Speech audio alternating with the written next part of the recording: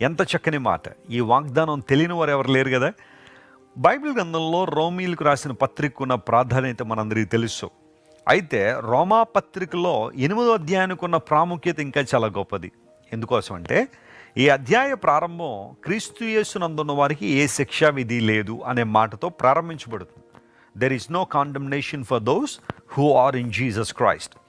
అయితే ముగింపు దగ్గరికి వచ్చేసరికి పౌలు మహాశయుడు ఏమంటాడంటే, క్రీస్తు ప్రేమలో నుండి ఏ ఒక్కరూ మనల్ని ఎడబాపనేరరు. No one can separate us from the love of God. అంటే ప్రారంభంలో నో కాండమ్నేషన్ అన్నాడు, ముగింపులోకి వచ్చేసరికి no separation. This chapter begins with no condemnation and ends with no separation. క్రీస్తు ప్రభులో ఉన్న వారికి ఉన్న ఆధిక్యత ఎంత గొప్పదో పరిశీలించాలి. అయితే ఈ అధ్యాయంలోని మిగతా వచనాలు జాగ్రత్తగా మనం పరిశీలన చేస్తే 28వ వచనం దగ్గరికి వచ్చేసరికి పౌలు భక్తుడు అంటాడు, దేవుని ప్రేమించు వారికి.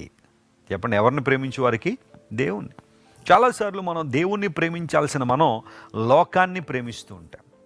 యోహాను భక్తుడు అందుకునే అంటాడు, లోకాన్ని ప్రేమించకండి, లోకంలో ఉన్నదంతా నేత్రాశ, శరీరాశ, జీవపు డమ్మం. మీలో ఏ ఒక్కరు లోకాన్ని ప్రేమించొద్దు, లోకంలో ఉన్న వాటిని ప్రేమించకండి. అలా కనుక ప్రేమిస్తే దేవుని ప్రేమ మీలో ఉండదని అపోస్తలుడైన యోహాను తన పత్రిక రాస్తూ మాట్లాడతాడు. అంటే ఒక మనిషి దేవుణ్ణి ప్రేమిస్తాడా లేదా లోకాన్ని ప్రేమిస్తాడా? రెండూ ప్రేమిస్తానంటే అవదు. రెండింటినీ ప్రేమించలేము ఎప్పుడు కూడా. అయితే దేవుణ్ణన్నా ప్రేమించాలి, లేదంటే లోకానన్నా ప్రేమించాలి. నువ్వు దేవుణ్ణి ప్రేమిస్తే లోకాన్ని ప్రేమించవు, లోకాన్ని ప్రేమిస్తే దేవుని ప్రేమించలే.